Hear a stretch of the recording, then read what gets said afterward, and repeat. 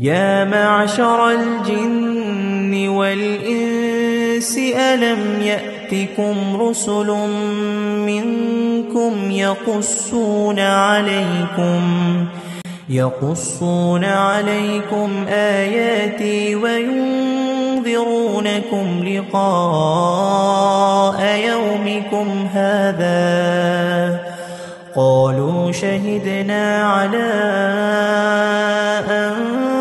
أنفسنا وغرتهم الحياة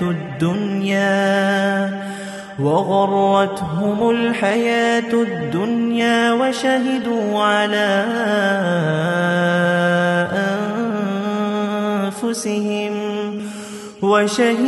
على